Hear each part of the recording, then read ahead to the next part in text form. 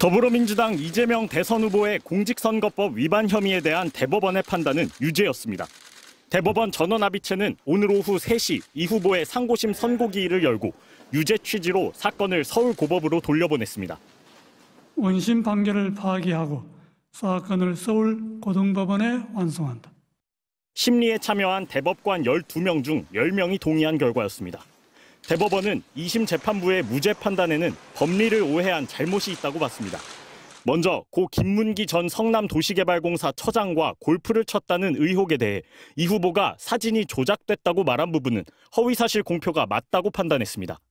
대법원은 해당 발언에 대해 김문기와 골프를 치지 않았다는 의미로 해석되지만 해외 출장 기간 중 골프를 쳤으므로 행위에 관한 허위사실에 해당한다고 했습니다.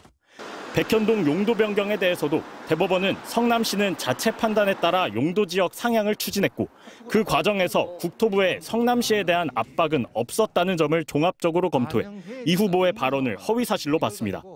대법원은 표현의 의미는 일반 선거인의 관점에서 해석해야 한다는 점을 강조하면서 허위사실을 판단할 때는 어휘의 통상적 의미, 문구의 연결 방법 등을 종합적으로 판단해 유권자에게 주는 전체적인 인상을 따져봐야 한다고 했습니다.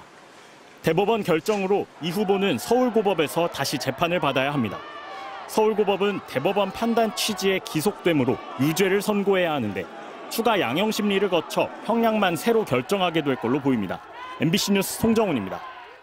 국민의힘은 대통령 선거 마지막 경선에 오른 김문수, 한동훈 두 후보를 대상으로 오늘부터 이틀 동안 최종 후보를 선출합니다.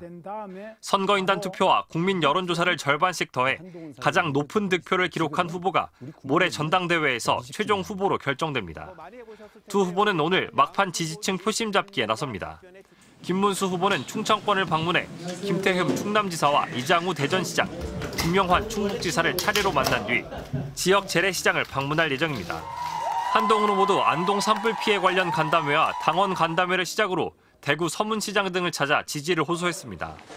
한편 대선 출마가 가시화된 대통령 권한대행 한덕수 국무총리는 오늘 공직에서 사퇴하겠다는 뜻을 밝혔습니다.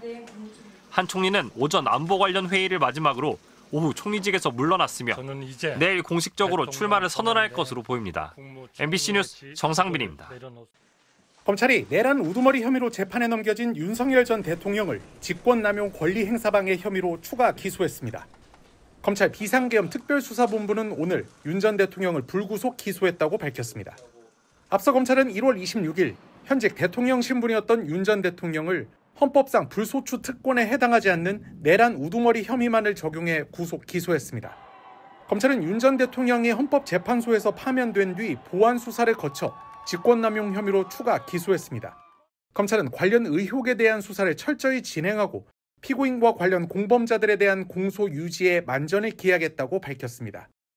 윤 전 대통령의 내란 우두머리 혐의에 대한 재판은 지난달 21일 2차 공판까지 진행된 상태입니다.